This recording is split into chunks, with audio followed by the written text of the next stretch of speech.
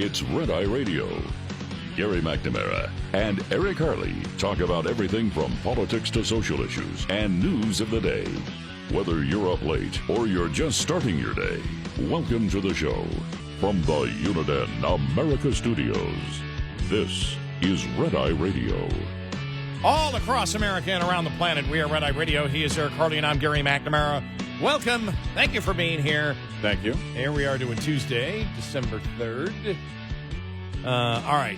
Got to make sure we get to this because when we were on vacation and because of the pardon and everything else, we never got into the discussion about the circular firing squad that Democrats find themselves in as they try to contemplate and ponder and grapple with what went wrong in the election, and they still haven't figured it out. Whew. A lot of grappling. Heck of a lot of grappling. Tim Ryan. Former Democratic lawmaker Tim Ryan, who once ran against Nancy Pelosi for Speaker of the House, and this goes back to 2018, and said, doggone it, we got to do something. We cannot be living, and our narrative cannot be identity politics, which, of course, is racism, judging people by groups and not individuals. Now he says the Democratic Party needs a complete reset. We need to rebrand. I think you and I have been talking about this since 2016. Like, our brand is toxic in so many places, and it is like, you're a Democrat? That's the stuff we get, like in Ohio. Mm-hmm. So we need a complete reboot. We need a complete reboot with the DNC. We need a complete rebranding, he told MSNBC. Ryan spoke to MSNBC about how the Democratic Party should move forward after Trump's victory, and he said people want to trust us. They don't want to go to Donald Trump. I'm telling you, the middle-of-the-road people, they're holding their nose to vote for him, but we did not give them enough, like, talk about American competitiveness, he said. God, he just can't. Is he turning into Manchin? Well, no, what are you toxic on? What are you toxic on? What are the issues? Yeah, what are the specific issues that you're toxic? If you're going to save your party, be specific. He said, we've got to get back to bread and butter policies. All right, now I'm hungry. If the Democrats have bread and butter, I might have to listen. What does it mean? Here's one thing he did say, though. All right. Because he did get to specifics here.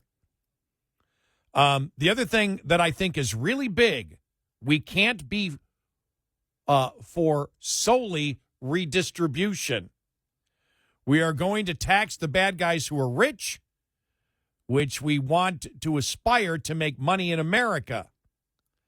We will tax them because, we are going to tax the bad guys who are rich, which we want people to aspire to make money in America. We will tax them because they're really bad people, and we're going to give you money. No, it isn't about growing the pie. It's about getting back to what you want. It's the Bill Clinton campaign. That was a horrible quote there. I must have missed the tone in which he said it. What he's saying is we can't be for redistribution, which is tax the bad guy, give it to the good guy. Right. Can't be that way. You've got to be about economic growth. Yeah. And that's what he's thought. Duh. But, yeah, they're just.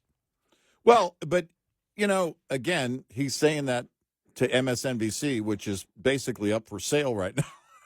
You want to talk about rebranding, that may happen at MSNBC. And then you have this one.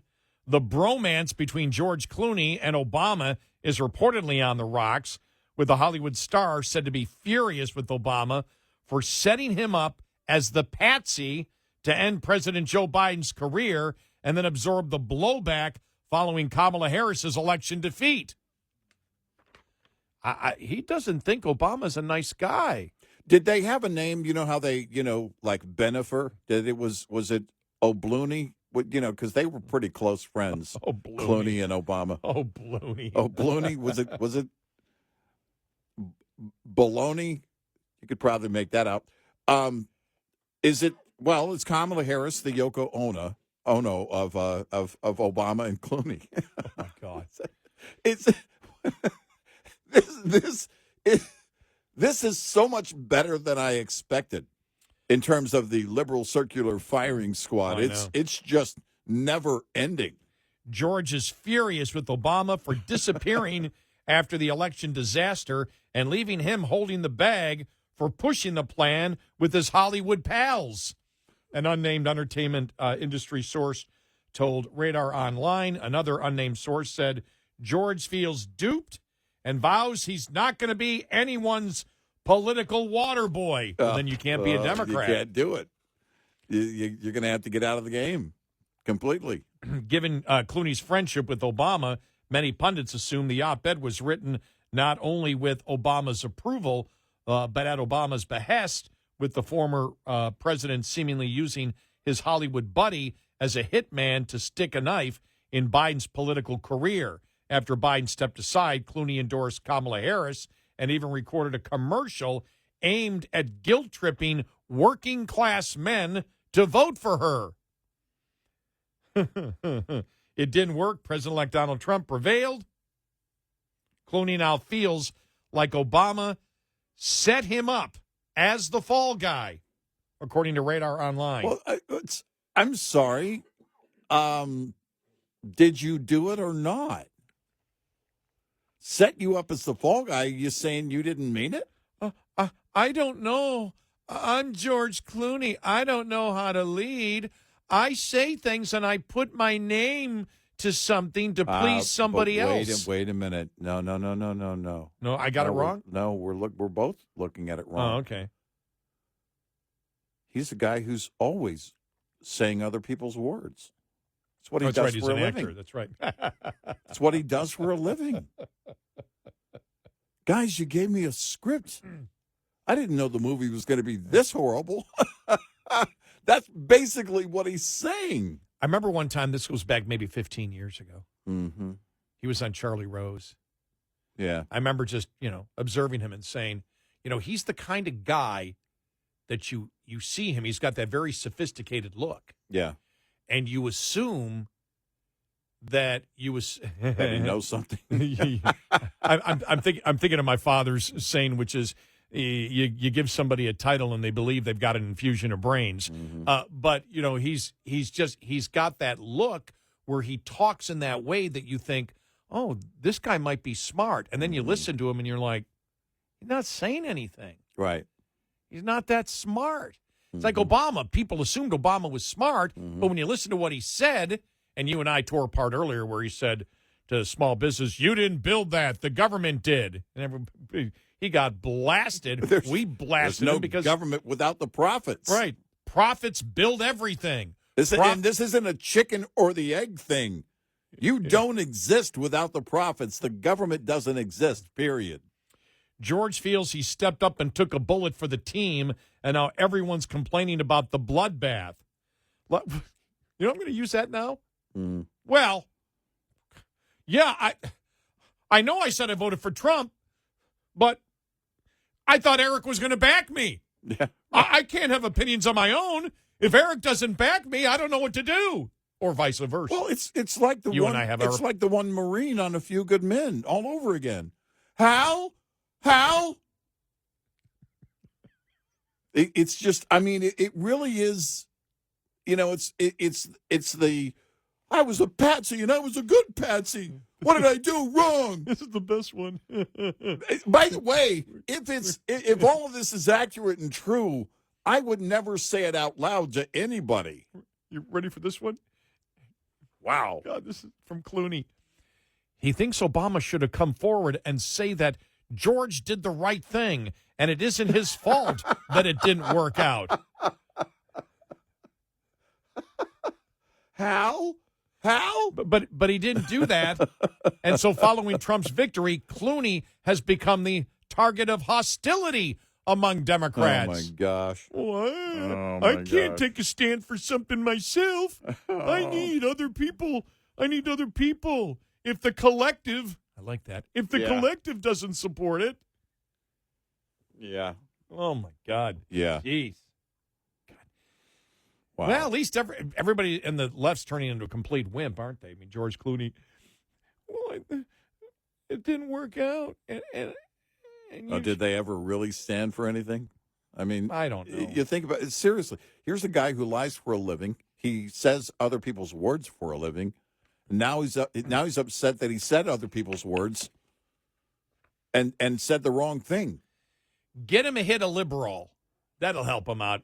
Maybe he doesn't have enough. Maybe he's out. He needs some Liberal. Maybe he's run out. If you just tuned in right now, we came up with this early in the show, that where the Democrats and liberals are going right now is so insane. There's got to be a new drug that they're taking. Mm-hmm. You know, Huey Lewis apparently came up with a new drug and called it Liberal, and they've all been taking it, which is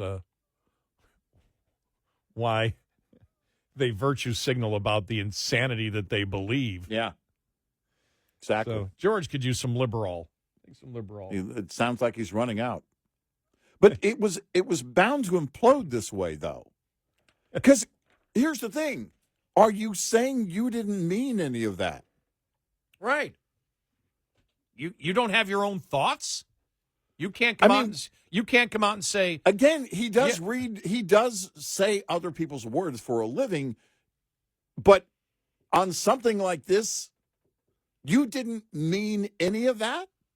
Right. I mean, Clooney, you would think that he had the courage of his convictions, and after Kamala gave her 28-second speech last week, would have come out and said, now that's the woman I supported, and she should have won. Look at this dynamic 28-second performance that she should put out. Don't tell me that's not presidential material. Yeah. But this is further proof that it's a facade. Yeah. If all this is accurate and true, you look at the convention, the entire campaign. Seriously, what is history going to write about Tim Walz? It's going to be a short chapter, but holy cow, it's going to be entertaining. This entire thing was insane. See his daughter now? Mm. She did some, I don't know, it was Instagram, whatever, was wearing something, and somebody figured out that the brand was a brand that supports Trump, and she said, thank you so much, I'm not going to buy this stuff anymore. No. And the thing is, she got trolled. Wow. I love it. I hate to say this, but I mean, maybe it's something imitated, whatever. I don't want to say genetics, but she's got the same head movements of her mother. Well, that's the probably inherited. And her mother did say, I'm like, oh my gosh. You'd sit there and go, that is her daughter. That is pretty intense. Look at the head movement. They're definitely like this. Yeah. It's not as pronounced as her mother, because she just right. Yeah. Yeah, that's something to see. Once. Seriously, when you go back and look at all the different chapters of this entire crazy book, I don't know, man. Yeah, I've seen these memes saying, don't apologize if you didn't do great things. Just be happy you got through this year. What do you mean, just be happy I got through this year? What are you talking about? One of the most historic years. It probably one of the most historic years I've ever covered as a radio talk show host. Yeah, I'm going to be sad to see it go. This will be one of those years where, because I normally don't do this. I'm always looking forward to the future, but it's like, man, this was a good one. This actually was a good one. It was crazy, but I'm all about the crazy. Look, you and I don't write the playbook. We don't write the rule book for the left. We don't write the op-eds for George Clooney. It's not it's not something where, we created this. We just observe. We just analyze what's going on. It's pretty insane. Wow. Yeah. 866-98-RED-EYE. This morning's USDA Farm Report is brought to you by House Products. Tested, trusted, guaranteed since 1920. While U.S. exports of ag products next year are expected to fall for the third year in a row, at the same time, imports continue on with growth in their steady pace. USDA's chief economist Seth Meyer says that pace is not a slow one. From 23 to 24, we saw more than a $10 billion year-over-year increase. This year, we're looking at something in the range of $8 billion year-over-year increase, which would take imports next year to $215.5 billion. As to the nature of those imports, you've got a couple things which maybe are very price sensitive, market disruption sensitive, which is coffee was a big contributor to the import value increase. But alternatively, part of it was also horticulture, which has been just growing consistently over the long run as we think about imports of fresh fruits and vegetables from overseas. Meyer says most of those imports are not produced in the U.S. seasonally or not produced at all. Gary Crawford for the U.S. Department of Agriculture. This report brought to you by Cenex Fuels and Lubes. Lines open for your calls. 866-90-RED-EYE on Red Eye Radio.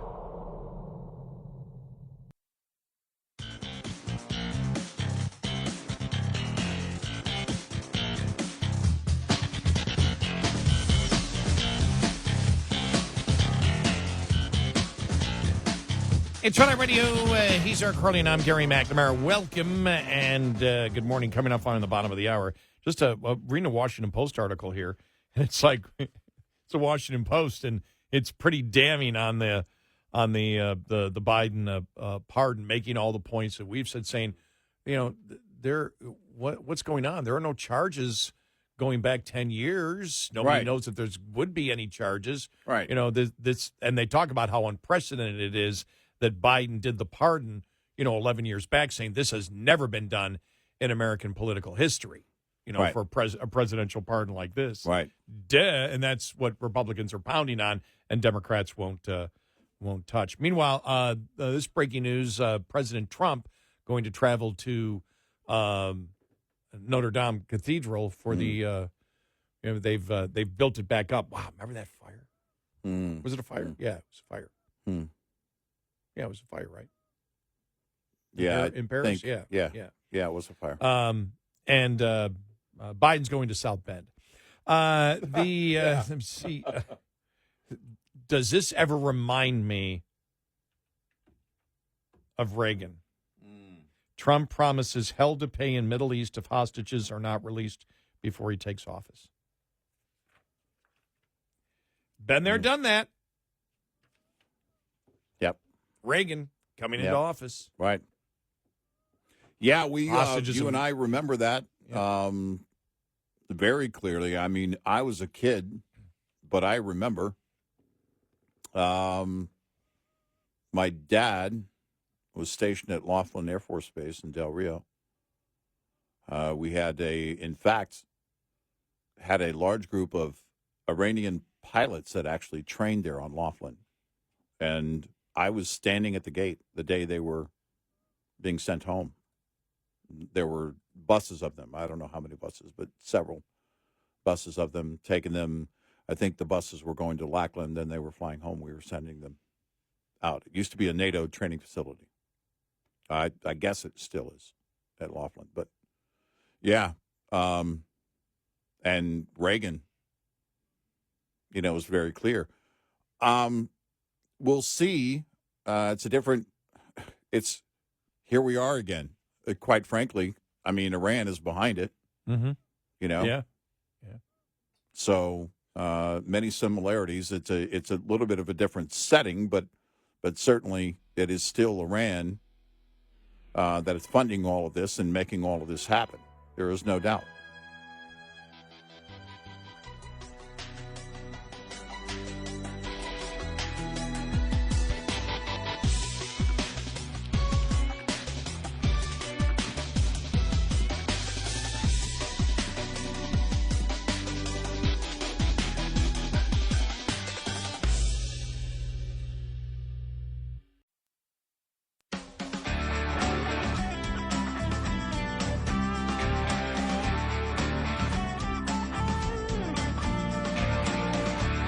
The show that never stops. Red Eye Radio.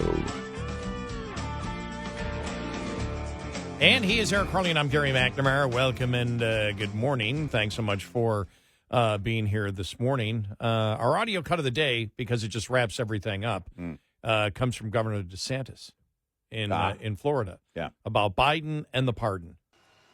Well, Laura, I think the American people spoke on that. Here you have Joe Biden. One, he lied to the American people again, and his whole presidency has been a blizzard of lies. But he didn't just pardon his son on specific offenses or even commute the potential sentences there. He pardoned him for everything from going back to 2014 to the present. Why? Because they wanted to be able to protect against any inquiries into the Biden family business. And we know that has been subject to scrutiny for many, many years. And so this is a guy that came into office saying his predecessor was a threat to democracy, a threat to our institutions. And what does he do? He corruptly abuses the pardon power to give his son blanket immunity and, by extension, protect himself from having any inquiry. I think it's the opposite with President Trump. They manipulated the law to go after Donald Trump for political reasons. And just think about it, Laura. You've watched politics for a long time. If the electorate actually believed Donald Trump was guilty of serious federal crimes, he would not have been elected in the manner that he did. So the American people spoke, not only rejecting Biden-Harris's policies, but also rejecting the abuse of the legal process against Donald Trump. Those cases are dead. Donald Trump doesn't need a pardon. I think if Biden tried to do it, it may just be too cute by half. I just like that. Yeah. I thought about that the other day.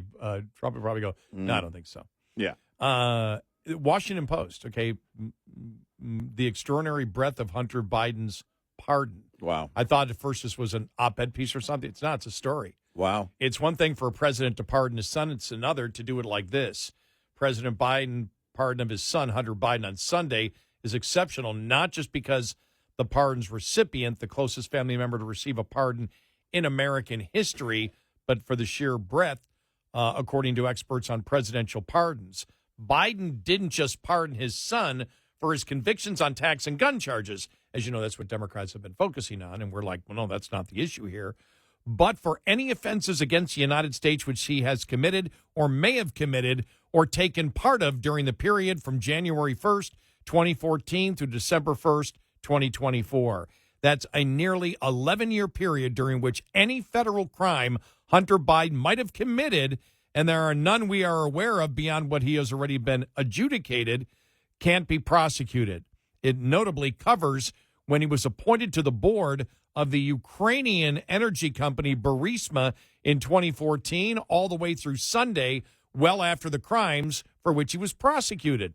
Hunter Biden has not been charged for his activities with regard to Burisma or anything beyond his convictions, and nothing in the public record suggests criminal charges could be around the bend. Congressional Republicans have probed the Burisma matter and Hunter Biden extensively and could seemingly have uncovered chargeable crimes if they existed, but haven't done so. Even still, the scope of the pardon is remarkable. Experts say there is little to no precedent for a pardon covering such a wide range of activities over such a long period. Hunter Biden's pardon isn't tied to any special counsel investigation or charging document, said Sam Morrison, who spent 13 years working for the Justice Department's Office of the Pardon Attorney. The only pardon grant that comes close is Ford's pardon of Nixon for any crimes he may have committed from 69 to 74, which on its face would have included crimes, if any, unrelated to Watergate. Experts pointed to several broad preemptive blanket pardons that bear similarities to the one covering Hunter Biden, but they also feature some key differences. The language of the Nixon pardon crimes he has committed or may have committed between January 20th, 69 and 74. Language to Hunter Biden's pardon, as noted, it's not Watergate specific, and the dates cover Nixon's entire presidency, but it's a period roughly half as long as covered under Hunter Biden's pardon. There's also the fact that some of Nixon's actions might have already been exempt from prosecution by virtue of his role as president, something that Hunter Biden doesn't benefit from. Jimmy Carter in 76 pardoned most of those who dodged the Vietnam War draft between 64 and 73. That covered a large group of people, but the pardon was only for violating Military Selective Service Act and related regulations. So that was specific to a particular crime. But, yeah, you can tell there's shock everywhere. Everybody's sitting there going, what in the world was this? We're not shocked. We knew he was going to do it, and we believe that he'll start pardoning anybody in his family or anybody close to the influence peddling operation that, as far as we know, at the minimum, enriched the Biden family to $25 million. He doesn't care about his legacy. He never has. He doesn't care about the legacy of his party. He certainly doesn't care about the legacy of his, if he ever did. I don't think he did. But if he ever did, he certainly didn't after they kicked him to the curb. So save everybody you love. I mean, and yourself. I'd be shocked if he doesn't. I'd be shocked if this is the only pardons we hear about that aren't related to Biden's, And finally, according to the Daily Mail UK, Rachel Maddow, Chris Hayes, and Ari Melber are PO'd at Morning Joe co-hosts Joe Scarborough and Mika Brzezinski for meeting with President-elect Donald Trump. What took so long? That meeting was weeks ago. I'm sorry, but I could say it either way. She is looking more like Mark Cuban every day, or should I say Mark Cuban is looking like her more every day. I looked at the picture and I went... I saw a picture of Rosie O'Donnell, who looks like a morph between the two of them. You're right. It's like they're all... What is with everybody wearing those big glasses? I don't know. And having the short hair. Is that supposed to be attractive? I mean, those are massive glasses that only Harry Carey could pull off. And nobody's been able to pull it off since. Hey, what's with Mark Cuban these days? He's crazy. Holy cow. I don't even know why you would put those on and go, oh, man, these look cool. And say right here, this Breitbart rewrote this article about that, about what the Daily Mail wrote. As you already know, the married Morning Joe co-anchors spent the better part of a decade using their smug show to smear Donald Trump with every moniker for evil that they and their guests could come up with, depending on the day. Trump was a Russian spy, a traitor, the second coming of Hitler, a unique threat to democracy, a fascist, a dictator, an authoritarian. Just last year, Joe Scarborough flat out said that if Trump wins the presidency in 2024, he will, quote, imprison, he will execute. Yeah. Wow. Yeah. So there appears to be a civil war within the hallowed MSNBC walls. Yeah, wow. Maddow was reportedly furious with Joe and Mika for meeting. This is no cold civil war either. MSNBC analyst David Jolly almost certainly took a shot at Joe and Mika while appearing on MSNBC over the weekend. Forgive me for saying this. You can't go to Mar-a-Lago. You can't do it. That's going to get me in trouble, but you just can't do that. You have to hold Donald Trump accountable for being wrong. You have to hold all of his allies accountable for being wrong, even if that means you're in a losing environment and you're threatening your own liberty and your own security as an American. Oh, my. Yeah. Oh, jeez. Yeah. Blah, blah, blah, blah, blah, blah, blah, Blah, blah, blah, blah, blah, blah, blah.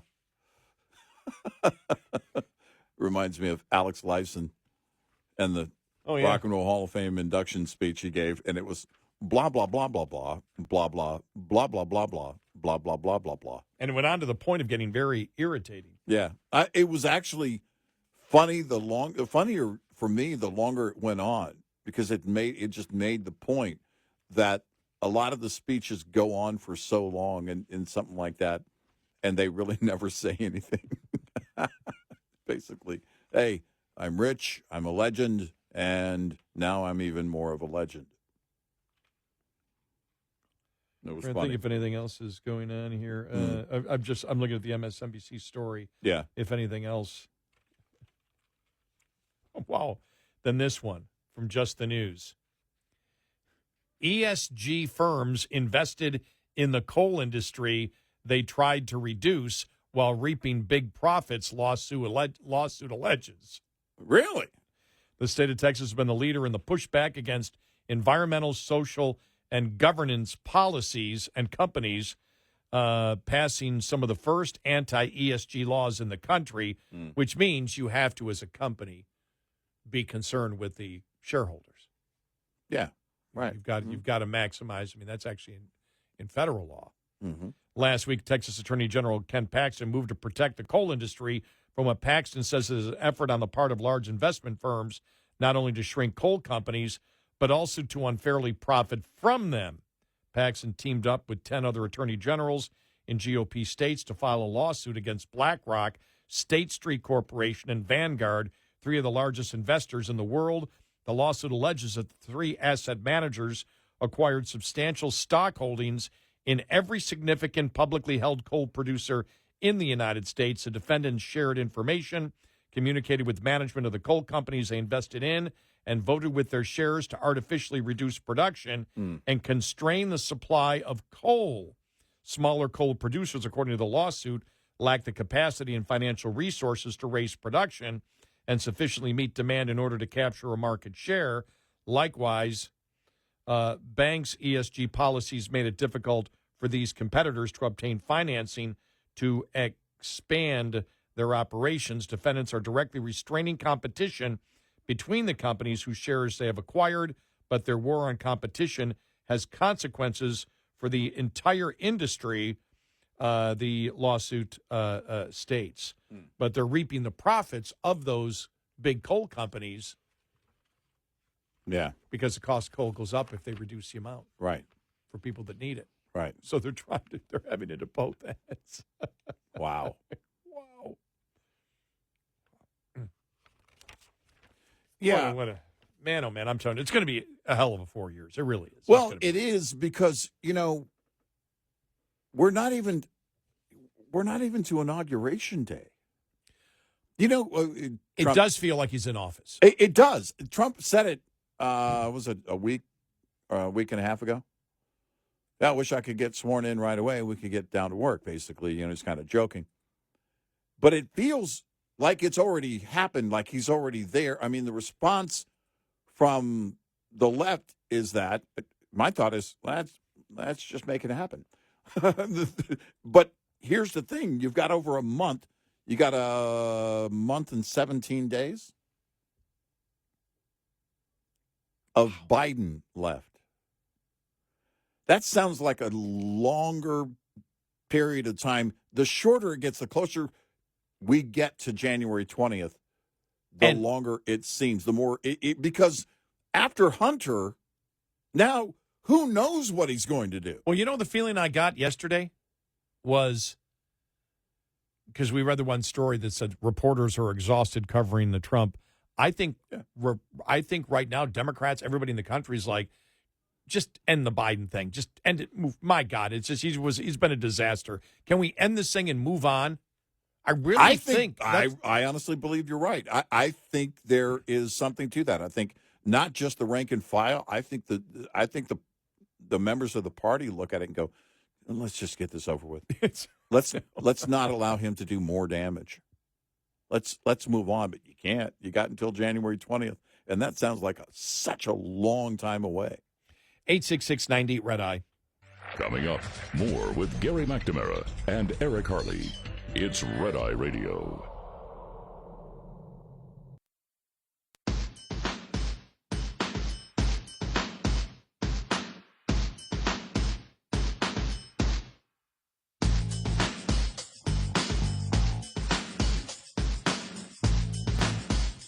It's Red Eye Radio. He's Eric Harley, and I'm Gary McNamara. You know what's interesting? With Tom Homan now going to be the head of enforcement, as we know, for immigration. the number of sheriffs that are coming and saying, we don't care if a mayor of a town does this. We're a sheriff. We're completely independent. We're going to cooperate. The number of sheriffs coming out and saying, we're going to cooperate with the federal government. Good. And it's going to be interesting to see, will attorney generals, if you have mayors, if they actually fund and hide illegal criminal, illegal immigrants that have committed crimes or have their deportation papers, if they hide them, will Trump's federal attorneys go after them for breaking federal law? Good question.